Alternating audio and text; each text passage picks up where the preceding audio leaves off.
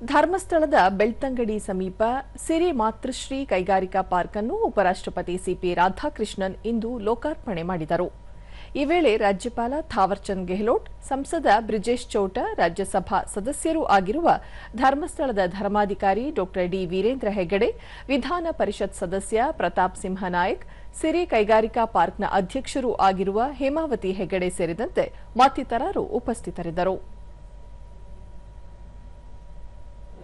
I request the Honorable Vice President to inaugurate the Namafalaka.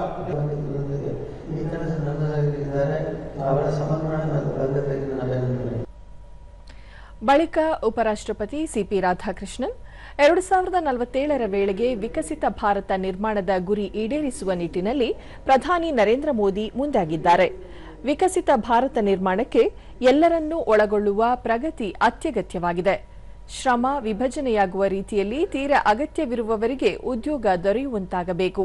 ಪ್ರತಿಯೊಬ್ಬರ ಘನತೆ, ಆತ್ಮವಿಶ್ವಾಸ ಹಾಗೂ ದುಡಿಯುವ ಸಾಮರ್ಥ್ಯವನ್ನು ಹೆಚ್ಚಿಸುವುದೇ ನಿಜವಾದ ಅರ್ಥದಲ್ಲಿ ಅಭಿವೃದ್ಧಿ ಎಂದಾಗುತ್ತದೆ. ಮಹಿಳಾ ಸಬಲೀಕರಣದ ಮೂಲಕವೂ ವಿಕಸಿತ ಭಾರತ ನಿರ್ಮಾಣ ಸಾಧ್ಯ ಎಂದು ಪ್ರತಿಪಾದಿಸಿದರು.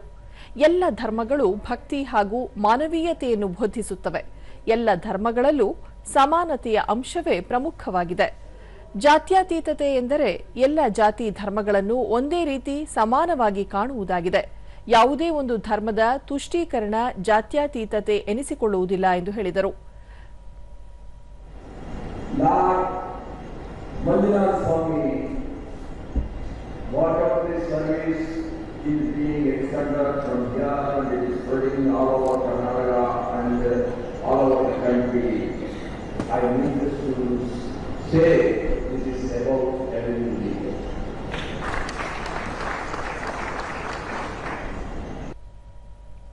ರಾಜ್ಯಪಾಲ ಥಾವರ್ಚಂದ್ ಗೆಹ್ಲೋಟ್, ದೇಶದ ಔದ್ಯೋಗಿಕ ಪ್ರಗತಿಗೆ ಗ್ರಾಮೀಣಾಭಿವೃದ್ಧಿ ಯೋಜನೆಗಳು ಮಹತ್ವದ ಕೊಡುಗೆ ನೀಡುತ್ತಿವೆ.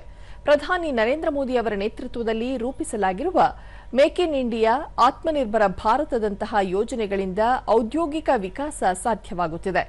ಗೃಹ ಕೈಗಾರಿಕೆಗಳ ಹೆಚ್ಚಳದಿಂದ ಪರಿಸರ ಮಾಲಿನ್ಯವೂ ಕಡಿಮೆಯಾಗಿ ನಿರುದ್ಯೋಗ ಸಮಸ್ಯೆಗೂ ಪರಿಹಾರ ದೊರಕುತ್ತದೆ ಎಂದು ತಿಳಿಸಿದರು. द्वार खोलेगा।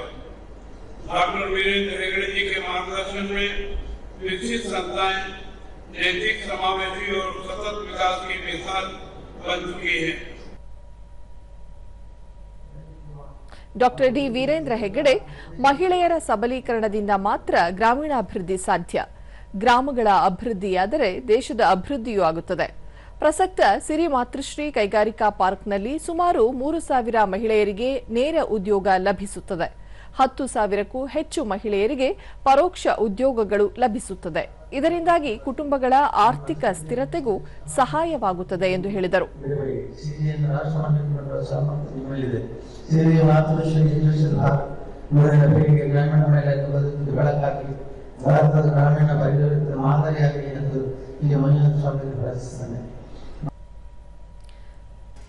ಇದಕ್ಕೂ ಮುನ್ನ ಉಪರಾಷ್ಟ್ರಪತಿಯವರು ಧರ್ಮಸ್ಥಳದ ದೇವಾಲಯಕ್ಕೂ ಭೇಟಿ ನೀಡಿ ಶ್ರೀ ಮಂಜುನಾಥ ಸ್ವಾಮಿಯ ದರ್ಶನ ಪಡೆದು ವಿಶೇಷ ಪೂಜೆ ಸಲ್ಲಿಸಿದರು.